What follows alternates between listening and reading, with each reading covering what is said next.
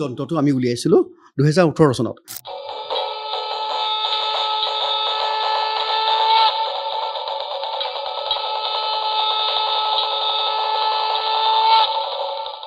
ৰাতি লিকুইড ব্যৱহাৰ কৰি তাত শুৱে, তাত এনেকৈ এইটো প্লাগটো লগাই দিয়ক আৰু আপোনাৰ মন পচন্দৰ যিটো শুনি ভাল পায় যদি আপুনি এইসমূহ গীত শুনি আপুনি শুব পাৰিব, শান্তিত টোপনি যাব পাৰিব। গুৰুজনাই 550 বছৰ আগতেই কৈ গৈছিলে যে ভাগৱতখন আমৰি ঘৰত থ'ব লাগে শ্ৰদ্ধা সহকাৰে, আৰু আমৰি ঘৰত থোৱা ভাগৱতখন পঢ়িলেই বৈকুণ্ঠলৈ যাব পাৰি। গুৰুজনাৰ সিংহাসনখনৰ প্ৰত্যেকটো নামৰ মাজত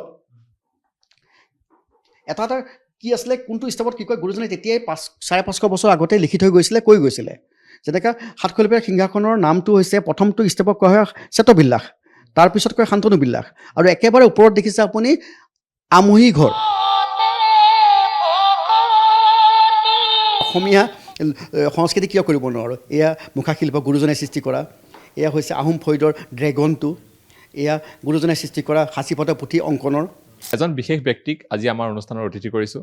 তেওঁ পেছাত এগৰাকী অভিযন্তা হোৱাৰ পিছতো মাতৃৰ সপোনটো পূৰণ কৰিবৰ বাবে তেওঁ এটা বিশেষ পদক্ষেপ গ্ৰহণ কৰিছে।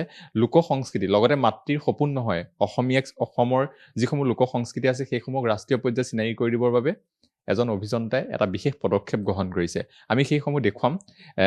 মাতৃৰ নামত এটা টাচ আপুনি গঠন কৰিছে, আৰু লগতে এগৰাকী অভিযন্তা হোৱাৰ পিছত এই লোক সংস্কৃতিসমূহক এনেকৈ ৰাষ্ট্ৰীয় পৰ্যায়ত লৈ যাবৰ বাবে কেতিয়া মনলৈ আহিছিলে এইটো কথা? নমস্কাৰ। প্ৰথম হৈ গ'ল কি, তেজৰ ৰন্ধে ৰন্ধে লোক সংস্কৃতি সোমাই আছে, কাৰণ মোৰ মা লোকগীতৰ শিল্পী, লোকৰত্ন বা ডক্টৰ দলি দাস ভাৰতৰ ৰাষ্ট্ৰপতি মহোদয়ৰ পৰা লোক সংস্কৃতিৰ বিষয়ে এৱাৰ্ড ল'বলৈ সক্ষম হৈছিলে। আৰু বুলগেৰিয়া, ভিয়েটনাম, নেপালত যেতিয়া আমি অসমৰ লোক সংস্কৃতি প্ৰদৰ্শন কৰিব গৈছিলোঁ, তেতিয়া দেখিছিলোঁ যে বাহিৰৰ পৰা যিখিনি শিল্পীসকল আহে বেলেগ বেলেগ দেশৰ পৰা, তেওঁলোকে সৰু সৰু কিছুমান ঠাউকতে নিব পৰা লোক সংস্কৃতি আহিলা লৈ আহে, যিটো তেওঁলোকৰ সংস্কৃতিটো প্ৰদৰ্শন কৰে আৰু উপহাৰ বা বিক্ৰী ক্ৰয় কৰিবৰ কাৰণে সুবিধা হয়। তেতিয়া মায়ে কৈছিলে যে আমাৰ অসমৰ লোক সংস্কৃতিবিলাকৰ বিষয়ে কিবা এনেকুৱা কৰিব নোৱাৰোঁ নেকি, আৰু সেইটো সূত্ৰে অকণমান চিন্তা চৰ্চা কৰিলোঁ। তাতে মোৰ অভিযন্তা হিচাপে অকণমান মনটো তেনেকৈ মিলি থাকে, আৰু সেনেকৈ কৰি কৰি আমি এতিয়ালৈকে 21টামান অসমীয়া লোক সংস্কৃতি আহিলা আমি তৈয়াৰ কৰিছোঁ। এইটো হৈ গ'ল 3D প্ৰিণ্টিং, কম্পিউটাৰে প্ৰিণ্ট কৰা অসমীয়া খোল। এইটো কিডিং হিচাপে ব্যৱহাৰ হয়, আৰু এতিয়ালৈকে হয়তো ইয়াৰ 900টামান পিচ বিক্ৰীও কৰিলোঁ। ভাল হয়, কোনোবাই লৈ যাবলৈ ভাল। এইটো খোল, এইটো ঢোল, আৰু ঢোল আৰু মাদলৰ মাজত পাৰ্থক্য অকল 10%। কিন্তু আমাৰ যদি নতুন প্ৰজন্মই ঢোল আৰু খোলটো যদি পাৰ্থক্য বিচাৰে, তেওঁলোকে সেইটো হাতত থাকিলেহে পাব। হাতত থাকিবৰ কাৰণে এটা কিডিং বা এনেকুৱা সৰু সৰু জাতীয় কিছুমান হ'ব লাগিব। সেইটো সূত্ৰে এনেকুৱা কিছুমান বিক্ৰী কৰা হ'ল, আৰু এইটো কম্পিউটাৰে প্ৰিণ্ট কৰা 3D প্ৰিণ্টিং। 14 ছেকেণ্ডত কম্পিউটাৰে প্ৰিণ্ট কৰি উলিয়াই দিছে। 3D প্ৰিণ্টিং হয়, 14 ছেকেণ্ডত কম্পিউটাৰে প্ৰিণ্ট কৰে। এইবিলাক 2D প্ৰিণ্টিং বুলি কয়। এইখন হৈ গ'ল মেগনেটিক মেমেণ্ট। অসমীয়া ঠাইবিলাকৰ ওপৰত, অসমীয়া মুখাশিল্পৰ ওপৰত ঠাউকতে নিব পৰা। আমি যেতিয়া আগ্ৰা বা দিল্লী ক'ৰবাত যাওঁ, তেতিয়াহ'লে লালকিল্লা, তাজমহলৰ কিছুমান ফটো দেখা পাওঁ, যিবিলাক মেটেল চাৰ্ফাছত লগাই দিলে বিক্ৰী কৰিবলৈ ভাল, বা মেগনেটিক মেমেণ্ট বুলি কোৱা হয়। তেতিয়া চিন্তা কৰিলে আমাৰ অসমীয়া সংস্কৃতি কিয় কৰিব নোৱাৰোঁ। এয়া মুখাশিল্প গুৰুজনাই সৃষ্টি কৰা, এয়া হৈছে আহোম ফৈদৰ ড্ৰেগনটো, এয়া গুৰুজনাই সৃষ্টি কৰা সাঁচিপতা পুথি অংকনৰ, আমাৰ স্বৰ্গদেউসকলৰ আহোম বুৰঞ্জী, ৰংঘৰৰ শিৱদৌলৰ এই আকৃতি, এইবিলাক সৰু সৰু। এয়া লাষ্টত এই জুবিন গাৰ্গৰ বিষয়েও লোৱা হৈছে, আমাৰ নতুন প্ৰজন্মই চিনি পাওক। এইবিলাকে কৰা হৈছে, সৰু সৰু কামবিলাক কৰি পিনে, যাতে আমাৰ উপহাৰ দিবলৈও ভাল হয়, আৰু প্লাছ অসমীয়া লোক সংস্কৃতিটো অকণমান বজাৰ সমাৰ সকলো আমি কেপচাৰ কৰোঁচোন, এইটো চিন্তা চলি আৰম্ভ কৰিছিলোঁ। আপোনাৰ মাতৃৰ সপোন আছিলে বুলি কৈছিলে, আৰু এটা বিশেষ আপুনি এটা বস্তু প্ৰথমে মোক দেখুৱাইছিলে, এটা যন্ত্ৰ বুলি কৈছোঁ। যন্ত্ৰটোত যে আপোনাৰ মাতৃৰ যিটো কণ্ঠ, সেই কণ্ঠটো আছে, কেনেকৈ আহিলে মনলৈ এইটো? এইটো নামৰূপী যন্ত্ৰ। আজিৰ পৰা 40 বছৰ আগতে মায়ে প্ৰথম এখন CD উলিয়াইছিলে, নাম প্ৰসংগ CD। আমি যেতিয়া সংঘৰ লগত জড়িত, আমাৰ 3টা প্ৰজন্ম অসম শ্ৰীমন্ত শংকৰদেৱৰ লগত জড়িত, আমি সংগী ভকত হয়। তেতিয়া সেই আজিৰ পৰা 40 বছৰ আগতে এখন প্ৰসংগৰ কাৰণে CD বনাইছিলে। তাৰ যিটো কেপচাৰ, অডিঅ'টো কেপচাৰ কৰি পিনে আমি ভাবিলে এখন চান্টিং ডিভাইচ কিয় কৰিব নোৱাৰোঁ। চান্টিং ডিভাইচ মানে কি, কাৰেণ্টত লগাই দিলে বৈদ্যুতিকৰণৰ যোগেদি অহৰহ এটা শব্দ নিৰ্বাপিত হৈ থাকিব। গুৰুজনাৰ নাম দুপাকি ইয়াত সন্নিৱিষ্ট কৰা হৈছে, ব্ৰহ্মা আদি কৰি আৰু কিমত ভকতি। এইটো ভলিউম আছে, আৰু এইখিনিতে ছাইডত এটা টগলিং ছুইচ আছে। এইটো যদি কাৰেণ্টত লগাই দিয়ে, অহৰ্নিশে আপুনি 10 মিনিট, 1 ঘণ্টা, 2 ঘণ্টা, 24 ঘণ্টা বজাব পাৰে। ইয়াৰ পৰা এটা পজিটিভ এনাৰ্জি পোৱা যায়, আৰু মেডিটেশ্যনৰ কাৰণে খুব ভাল। কিমান ঘণ্টা বুজাব পাৰি? আপুনি যিমান ঘণ্টা, চান্টিং ডিভাইচ 24 ঘণ্টা বজালে একো নাইকিয়া। ঘণ্টা বাজি থাকিব 24 ঘণ্টা 24 ঘণ্টা 24 ঘণ্টা এইটো তাৰমানে ষ্টাণ্টিং দিব একেটা বস্তুকে ষ্টাণ্টিং হৈ থাকিব অসমীয়া লোক সংস্কৃতি কোনো নাছিলে প্ৰথমবাৰ উলিওৱা হৈছে আৰু এইটো সৰু ভাৰ্চন এটা ডাঙৰ ভাৰ্চন আছে সেইটো 2018 চনত পণ্ডিত শ্ৰী শ্ৰী ৰবি শংকৰে গুৱাহাটীৰ পাণ্ডু আশ্ৰমত ইনগ্ৰেশ্যন কৰিছিলে আৰু এইটো ৰাষ্ট্ৰীয় পৰ্যায়ত খুব ভাল হৈছে সকলোকে আজিকালি গিফ্ট হিচাপেও দিবলৈ ভাল এইটো হৈ গ'ল নামৰূপী যন্ত্ৰ ইয়াৰ পিছত আমি এটা আৰু এভাগি উলিয়ালোঁ আশিক ধ্বনি যন্ত্ৰ একেটাই কনচেপ্ট ইয়াতে আমি বৰনামঘৰ ৰাতিপুৱা গধূলি যেতিয়া নাম প্ৰসংগ হয় তাৰপিছত এভাগী দবা শংখৰ কাঁহৰ এটা সমুদ্ৰৰ শব্দ শুনিব পাৰোঁ আমি মহানগৰীত যদি বিচাৰোঁ সেই শব্দটো শুনিবৰ কাৰণে তেতিয়া ভাবিলোঁ যে মায়ে কৈছিলে এই কিয় কৰিব নোৱাৰোঁ আমি সেই অডিঅ'টো কেপচাৰ কৰি ইয়াতে IC-টোত প্ৰগ্ৰেমিং কৰা থাকে এইটো পৰিলেও নাভাগে বেয়া নহয় মেমৰি কাৰ্ড নহয় IC-টো প্ৰগ্ৰেমিং কৰা আছে ইয়াত 2 বছৰৰ ৱাৰেণ্টি থাকে 14 মিনিট 40 ছেকেণ্ডৰ দুফাকি নামঘোষা আৰু আশিক ধ্বনি ইয়াত লগাই থোৱা আছে মই বজাই শুনাব পাৰোঁ আমি ইয়াত লগাই থৈছোঁ আমি আগতীয়াকৈ আৰু এইটোত আপুনি দেখিছে তাত লিখা আছে আৰু তেওঁ যিহেতু যন্ত্ৰটো বনাইছে আৰু এইটো তেওঁ কৈ দিলে আৰু এই মুহূৰ্তত যদি আমি ছুইচটো অন কৰোঁ বা যদি আপুনি কৈ দিয়ে কেনেকৈ বজাব লাগে বাজি আছে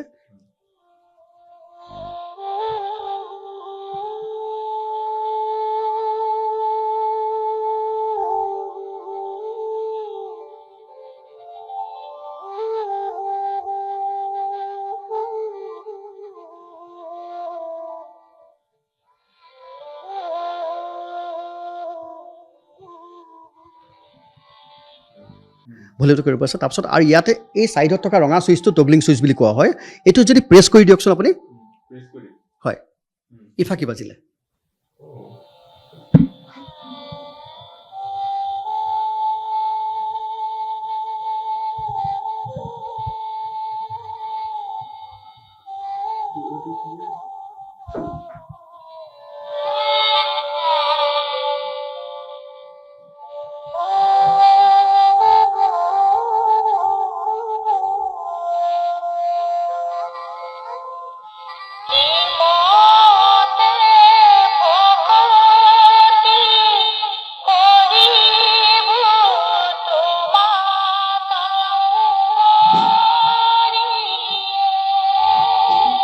প্ৰথম যন্ত্ৰটো আমি উলিয়াইছিলোঁ 2018 চনত আৰু 2020ত আৰু এভাগি উলিয়ালোঁ আশিক ধ্বনি যন্ত্ৰ এই মই যিটো কথা কৈছিলোঁ এইটো আমি ছেকেণ্ড নাম্বাৰটো প্লে কৰিছোঁ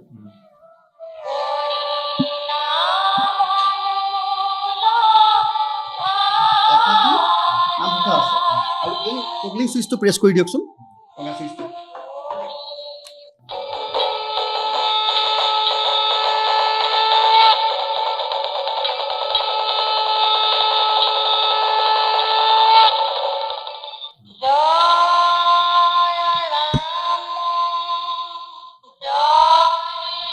দবা শংখৰ লগতে গোটেই আশিক ধ্বনিটো ইয়াতে সন্নিৱিষ্ট কৰা হৈছে ইয়াত আপোনাৰ মাতৃৰ কণ্ঠ মা কণ্ঠখিনি আছে আৰু ভাল হৈছে আৰু দবা শংখৰ যিটো শব্দ আমি যদি মহানগৰীত বা যিকোনো এখন মেট্ৰ' চিটিত থাকোঁ শুনিবলৈ কেতিয়াবা মন যায় দবা শংখৰ বৰনামঘৰৰ যিটো শব্দ ওলায় গধূলি পুৱা গধূলি আমি ঘৰত পূজা প্ৰাৰ্থনা কৰিলোঁ আৰু গধূলি মই এইটো চান্টিং ডিভাইচটো যদি আপোনাৰ লগত আছে আপুনি যদি বৈদ্যুতিকৰণ কৰি দিয়ে আপুনিও সেই মধুৰ শুনি পাব যেনেকৈ আমি লিকুইড মহ খেদিবৰ বাবে আমি যিটো লিকুইড ব্যৱহাৰ কৰোঁ লিকুইডটোৰ ঠাইত আপুনি যিটো প্লাগ থাকে আমাৰ প্লাগ ইন ডিভাইচটো য'ত থাকে তাত আপুনি এনেকৈ লগাই দিয়ক ৱালত আৰু যিটো আপোনাৰ বৰ্ডখন থাকে যিখন বৰ্ডৰ সেই প্লাগিং য'ত আপুনি মোবাইল চাৰ্জ দিয়ে লিকুইড ৰাতি লিকুইড ব্যৱহাৰ কৰি তাত শুৱে তাত এনেকৈ এইটো প্লাগটো লগাই দিয়ক আৰু আপোনাৰ মন পচন্দৰ যিটো শুনি ভাল পায় যদি আপুনি এইসমূহ গীত শুনি আপুনি শুব পাৰিব শান্তিত টোপনি যাব পাৰিব মেডিটেশ্যনৰ কাৰণে ভাল পজিটিভ এনাৰ্জি পোৱা যায় আৰু আমাৰ সংস্কৃতিটো ঘৰে ঘৰে যাওকচোন আৰু এইটো আজিকালি উপহাৰ হিচাপে সকলোৱে ক্ৰয় কৰিব লৈছে আৰু থাউকতে কিনিব পৰা কম মূল্যতে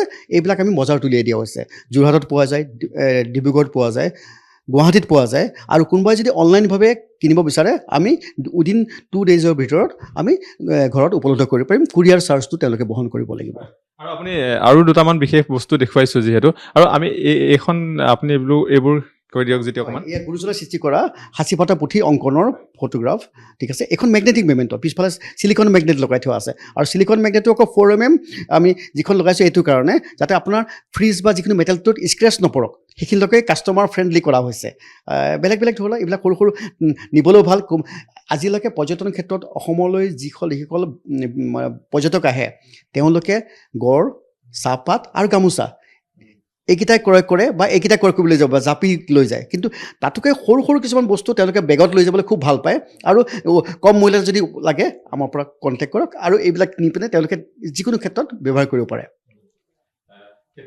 অকল সেইটোৱে নহয়, জুবিন গাৰ্গ আমাৰ সকলোৰে হিয়াৰ মতো, যদি জুবিন গাৰ্গৰ শেষ বোলোতেই শেষ নহয়, তেনেকৈ লিখি তেওঁ জুবিন গাৰ্গৰো প্ৰতি আপোনালোকে যদি জুবিন গাৰ্গক ভাল পায় এনেকৈ লগাই থ'ব পাৰে, আপোনালোকে য'ত মন যায় ত'তে লগাব পাৰিব, এনেকুৱা বিভিন্ন ধৰণৰ। আৰু ঠাইৰ নাম, ইয়াত ঠাইৰ নাম লিখা আছে, আপুনি চাব এই সকলো ঠাইৰ নাম আপুনি যদি কেমেৰাত ঢুকি পাই, আমি দেখুৱাব বিচাৰিছোঁ, কেমেৰাত দেখুৱাই দিছোঁ, এনেকৈ ঠাইৰ নাম লিখা আছে,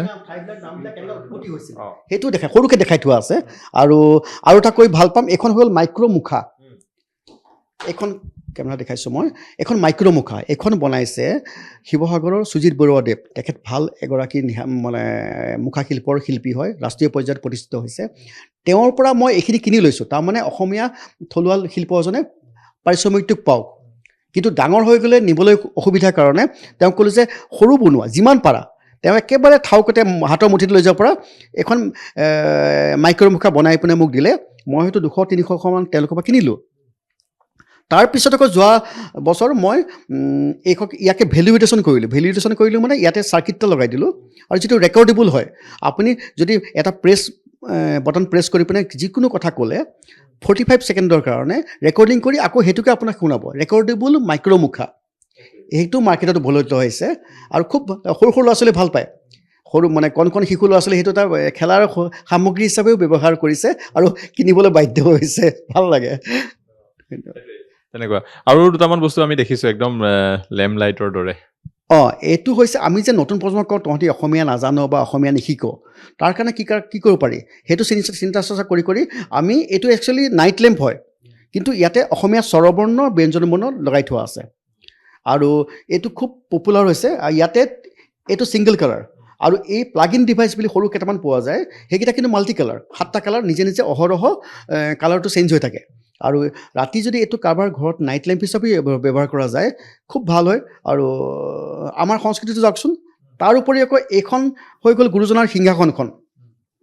গুৰুজনাৰ সিংহাসনখনৰ প্ৰত্যেকটো নামৰ মাজত এটা কি আছিলে, কোনটো ষ্টেপত কি কয়, গুৰুজনাই তেতিয়াই 550 বছৰ আগতে লিখি থৈ গৈছিলে, কৈ গৈছিলে।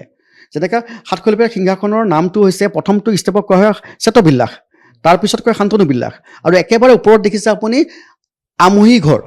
গুৰুজনাই 550 বছৰ আগতেই কৈ গৈছিলে যে ভাগৱতখন আমহি ঘৰত থ'ব লাগে শ্ৰদ্ধা সহকাৰে, আৰু আমহি ঘৰত থোৱা ভাগৱতখন পঢ়িলেই বৈকুণ্ঠলৈ যাব পাৰি। এইবিলাক আমাৰ বহুতে হয়তো পাহৰি গৈছে বা নজনা হৈছে।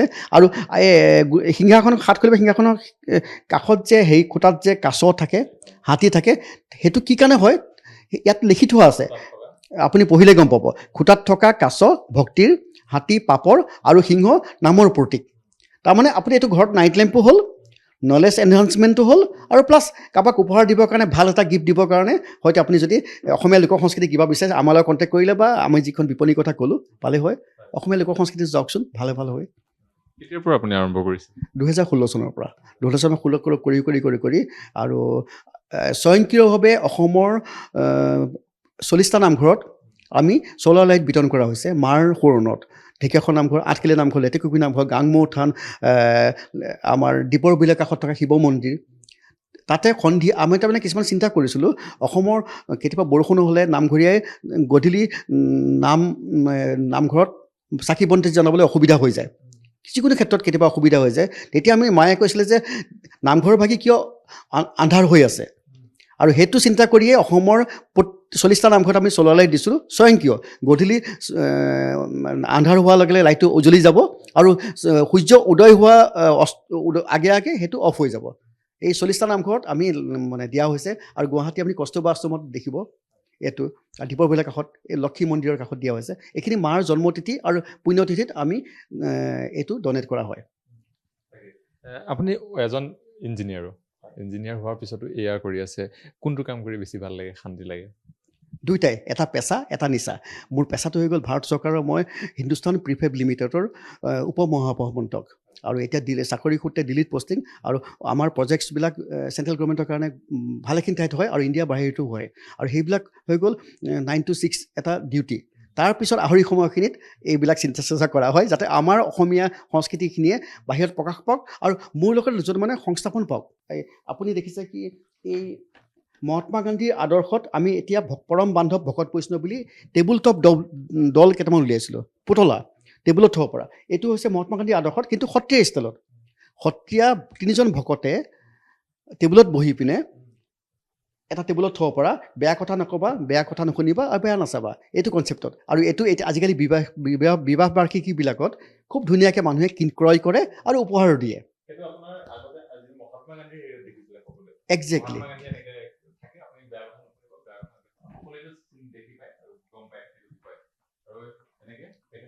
ভকতৰ আৰ্হিত ভকতসকলে এইদৰে ভকতৰ আৰ্হিত এইটো বনাইছে আৰু এইটো যথেষ্ট এতিয়া ৰাইজে ভাল পাইছে, আকোৱালি লৈছে, ৰাইজে আকোৱালি লৈছে। আৰু একেবাৰে আমি মানে ভাল কাম এটা কৰা বুলি ক'লে এইটো মানে গৰ্ব কৰাও হ'ব। অসমীয়াৰ লোকবাদ্যটো দোতৰাখনক সৰু ভাৰ্চন কৰিলোঁ, ইকনমিকেল, চাউণ্ড কোৱালিটি ভাল আৰু কম্পেক্ট কৰি দিলোঁ। আপুনি এই ফটোখন দেখিছে, এই দুদলী, দোতৰাৰ দু শব্দটো আৰু দলি দাসৰ দলি শব্দ দি পিনে দুদলী নামক এবিধ বাদ্যযন্ত্ৰ, মই লোকবাদ্য বুলি কোৱা নাই, বাদ্যযন্ত্ৰ এবিধ তৈয়াৰ কৰিছিলোঁ, যিটো অকল 750 টকাত আমি মাৰ্কেটত এৰি দিছিলোঁ। কাঠৰ হয় আৰু বনাইছিলে যোৰহাটৰ নিপুণ শিল্পী মুকুন্দ মাধৱ বৰা। জাষ্ট এমাহৰ আগতে তেখেতৰ সদ্যপ্ৰয়াত হৈছে। তেখেতৰ নিজ হাতেৰে এইটো বনোৱা হৈছিলে। আমি এতিয়ালৈকে 900খনমান দুদলী মাৰ্কেটত ৰাইজৰ হাতত তুলি দিছোঁ আৰু তেওঁলোকে খুব কি কয় এইটো সন্তুষ্ট হৈছে আৰু কম টকাতে হৈছে, চাউণ্ডৰ কোৱালিটি ভাল। মই ভিডিঅ'টো আপোনাক দেখাম। এইটো আপুনি আৰু ইয়াৰ কৰাৰ বাহিৰেও আৰু ইমানখিনি টাইম কেনেকৈ দিয়ে, মানে কেনেকৈ মিলাই টাইম? নিজৰ কাম থাকে আৰু এইটোৰ কাম কেনেকৈ মিলাই? পাৰফেক্ট টাইম মেনেজমেণ্ট কৰিবলৈ চেষ্টা কৰোঁ, শিকিছিলোঁ মা দেউতাৰ পৰা আৰু অগ্ৰজসকলৰ পৰা কিছুমান আইডিয়া হয় যে সেইটো টাইমটো সকলোৰ কাৰণে সময় 24 ঘণ্টাই হয়, কিন্তু সময়ৰ যদি সদব্যৱহাৰ কৰিব পাৰোঁ তেতিয়া হয়তো জাতি মাতি ভেটিৰ কাৰণে আমি যিখিনি কথা কওঁ, বজাৰ সমাগৰ যিখিনি কথা কওঁ, সেইখিনি হয়তো প্ৰেক্টিকেলি আমি কৰিব লাগিব। আৰু আমি যদি আগবঢ়াই নিদিওঁ নতুন প্ৰজন্মই কেনেকৈ কৰিব, সেইখিনি ক্ষেত্ৰত কৰিব লগা হৈছে। আৰু শেহতীয়াকৈ এটা ডাঙৰ পদক্ষেপ লোৱা হৈছে। মাতৃ লোকৰত্ন গৰ্ভা ডক্টৰ দলি দাসৰ নামত এখন বিশ্ববিদ্যালয়ৰ কাৰণে প্ৰস্তুত কৰা হৈছে, য'ত লোকবাদ্য, লোকখাদ্য, লোকবস্ত্ৰ তৈয়াৰ কৰা হ'ব। আৰু এইখন হয়তো 2030 পৰা আমি মুকলি কৰিম, 2030 আৰু যোৰহাটত কৰা হৈছে, প্ৰকল্প হৈছে। আৰু তাৰ লগত ভজন সম্ৰাট অনুপ জলোটা, উষা মংগেশকাৰ, লু মাজাও, এই 3গৰাকী বিদগ্ধ থাকিব। কাৰণ এই 3গৰাকীয়ে এসময়ত মায়ে তেওঁলোকক অসমীয়া শিকাই লোকগীত গোৱাইছিলে। অনুপ জলোটা, লু মাজাও আৰু উষা মংগেশকাৰ। আৰু তেখেত 3গৰাকীয়ে মোক সন্মতি দিছে। যোৱা বছৰ অনুপ জলোটা আহিছিলে গুৱাহাটীলৈ, তেতিয়া তেওঁলোকে ৰাইজৰ আগত কৈছে যে শংকৰজী কা সাথ মেৰে হেংগে। আৰু এইটো কনচেপ্টত হৈছে কি, সেই লোক বিশ্ববিদ্যালয়খনত অসমীয়া লোকবাদ্য, লোকখাদ্য, লোকবস্ত্ৰৰ ছফ্টৱেৰটো নহয়, আমি হাৰ্ডৱেৰটো শিকাম। বৰগীত কেনেকৈ গাব লাগে তাত নিশিকাওঁ, বৰগীতৰ লগত সংগীতবিষ্ট খোল, লোকবাদ্যবোৰ কেনেকৈ তৈয়াৰ কৰে আৰু ক্ৰেছ 100% জব প্লেচমেণ্ট হ'ব, ভাল হ'ব জাতিটোৰ কাৰণে। আপুনি এগৰাকী সন্তানে কিমান ভাল পাব লাগিব মাকক, মাৰ বাবে এইদৰে ইমান কাম কৰিবলৈ? কেনেকৈ কি? হয়তো মাৰ আদৰ্শবিলাক এইটো। আৰু এটা ভাল কাম ক'বলৈ মই সুখী হৈছোঁ, এণ্ড্ৰইড মোবাইলত 24/7 অসমীয়া লোক সংস্কৃতিৰ এটি ৱেব ৰেডিঅ' আমি 2018 চনৰ পৰা তৈয়াৰ কৰি পিনে 24 ঘণ্টা আমি ব্ৰডকাষ্ট কৰিছোঁ। তাত অসমীয়া লোকসংগীত অকল বজোৱা হয়, ব্ৰডকাষ্ট কৰা হয়। যিকোনো এণ্ড্ৰইড মোবাইলত আপুনি গুগল প্লে' ষ্ট'ৰৰ পৰা লোকৰত্ন গৰ্ভা বুলি যদি এপ ষ্ট'ৰৰ পৰা যাব পাৰে, আপুনি ফ্ৰী অফ কষ্ট ডাউন কৰক আৰু তাতে শুনক অসমীয়া লোক সংস্কৃতি। তাত ভূপেন্দ্ৰৰ পৰা আদি কৰি ৰুদ্ৰ বৰুৱাৰ পৰা আদি কৰি গোটেইখিনি বনগীত, লোকগীত, ঝুমুৰ গোটেইখিনি 24 hours ডলবি চাউণ্ড ছিষ্টেমত ৰিয়েল টাইমত অল অভাৰ দ্য ৱৰ্ল্ডত আপুনি শুনিব পৰা যায়। সেইটো এপ এটা আপুনি প্ৰস্তুত কৰিছে? এপটো ফ্ৰী হৈছে, এপটো বাজি থাকে। আৰু তাতে আমি অসমীয়া সংগীতৰ উপৰিও অসমীয়া কথা কেনেকৈ কোৱা হয়, ভাষা জ্ঞানৰ ওপৰো এইখিনি কাম কৰা হয়। আমাৰ 4জন আৰ্জে আছে, আৰ্জে আগমনী, আৰ্জে অংশুমান, তেওঁলোকে ধুনীয়া ধুনীয়া প্ৰগ্ৰেম কৰে আৰু ৰাইজে খুব শুনি ভাল পায়। শিশুৰ পৰা এটা বৃদ্ধলৈকে নতুন নতুন অনুষ্ঠান দৰকাৰ হয়। আপুনি গুগল প্লে' ষ্ট'ৰকৈ ডাউনলোড কৰিলে শুনিব। আৰু আপুনি কি ক'ব বিচাৰিব? আহক নতুন প্ৰজন্মই আঁকোৱালি লওক আৰু এইখিনি কাম, আৰু আপোনালোকৰ নিচিনা মাধ্যমে অকণমান প্ৰচাৰ প্ৰসাৰত আমাক সহায় কৰক, যাতে আমি আৰু আগুৱাই যাব পাৰোঁ। ধন্যবাদ জনাইছোঁ। ধন্যবাদ। যদি আপোনালোকে বিচাৰে আপোনালোকৰ ঘৰত এদৰে ৱালত লগাবৰ বাবে বা বিভিন্ন ঠাইত আপুনি আপোনাৰ প্ৰিয় শিল্পীজনক লগাবৰ বাবে তেন্তে আপুনি লগাব পাৰিব আৰু এনেধৰণৰ বিভিন্ন ধৰণৰ যিসমূহ বস্তু প্ৰস্তুত কৰি আৰু লোক সংস্কৃতিক অসমৰ যিসমূহ লোক সংস্কৃতি আছে সেইসমূহক ৰাষ্ট্ৰীয় পৰ্যায়ত লৈ যাবৰ বাবে যি প্ৰয়াস কৰিছে আৰু সেই প্ৰয়াসক সকলোৱে শলাগ লৈছে আৰু মই এই মুহূৰ্তত আপোনালোক সকলোকে ধন্যবাদ জ্ঞাপন কৰিছোঁ মোৰ সৈতে এই বিশেষ অনুষ্ঠানটো উপভোগ কৰাৰ বাবে ধন্যবাদ জ্ঞাপন কৰি আজিৰ অনুষ্ঠানৰ পৰা মই বিকাশ বিদায় মাগিছোঁ ধন্যবাদ